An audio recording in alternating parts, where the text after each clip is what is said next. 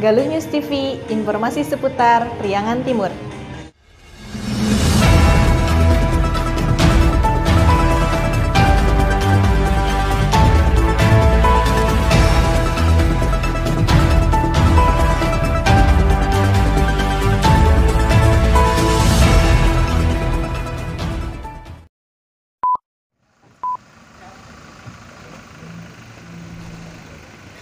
Bersama Kajari dan jajaran Forkopimda Bupati Ciamis Heriat Sunaria meresmikan Balai Adiaksa Restoratif Justice atau RJ secara serentak di 5 kewadanaan Ciamis bertempat di Korwil Pendidikan Kecamatan Ciamis.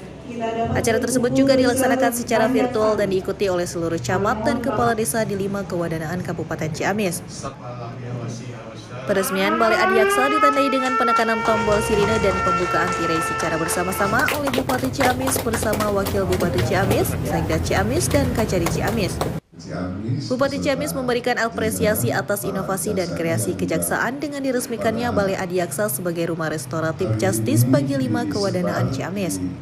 Restoratif justice ini merupakan sarana mediasi perkara ringan yang dilakukan oleh jaksa dengan disaksikan para tokoh masyarakat, tokoh agama, dan tokoh adat setempat.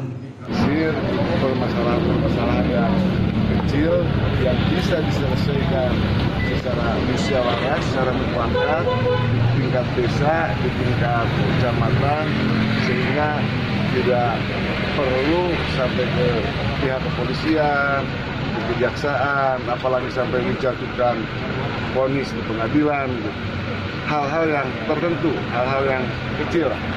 Kita tadi diberikan contoh, ada yang nyuri HP, tapi nilainya juga di bawah 2,5 juta. Ini sebagai pembelajaran pendidikan kita musyawarahkan di tingkat Balai Adiaksa ini, dan kita tidak akan lanjut sampai ke proses hukum. Walaupun tadi Ibu Kajari menyampaikan sudah diproses secara hukum pun, kalau yang masih bisa ditolong, masih bisa dibantu, yang hal-hal yang kecil, kerugian negaranya kan tidak boleh lebih dari 2,5 juta. Nah, kita akan bantu. Sementara itu, Kajari Ciamis Erni Veronica Marambam menyampaikan peresmian Balai Adiaksa tersebut untuk mengoptimalkan tugas dan fungsi kejaksaan dalam meningkatkan kesadaran hukum masyarakat. Keberadaan dari Balai Adiaksa di 5 kewadanaan di Kabupaten Ciamis ini telah memiliki dasar hukum yang jelas. Kajari berharap regulasi tersebut dapat dipedomani dan dilaksanakan oleh jajaran Pemkab sampai tingkat kelurahan agar kemanfaatan Balai Adiaksa dapat dirasakan oleh masyarakat. Jadi Balai Adiaksa ini ada 3 fungsi yang akan dimanfaatkan. Pertama, sebagai rumah keadilan restoratif. Keadilan restoratif itu berdasarkan Perja nomor 15 tahun 2020, karena di dalam rumah keadilan restoratif itu akan dilakukan yang namanya mediasi penal.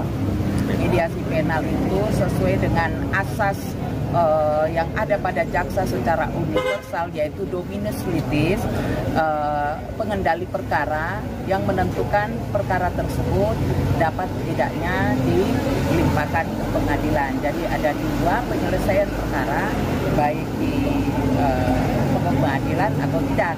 Tetapi Balai Adiaksa ini yang dihadirkan, yang kedua itu juga dimanfaatkan sebagai mengoptimalkan tugas fungsi jaksa selaku pengacara negara dengan memberikan pelayanan hukum atau konsultasi hukum gratis kepada masyarakat dalam bidang perdata. Kalau untuk rumah keadilan restoratif sendiri di Balai Adiaksa ini khusus pada perkara atau masalah pidana yang sifatnya ringan, yang bisa dimediasi, melibatkan baik korban, pelaku beserta keluarganya masing-masing, aparat setempat, ada Babinsa, ada Babin Kaptibmas, tokoh masyarakat, tokoh agama.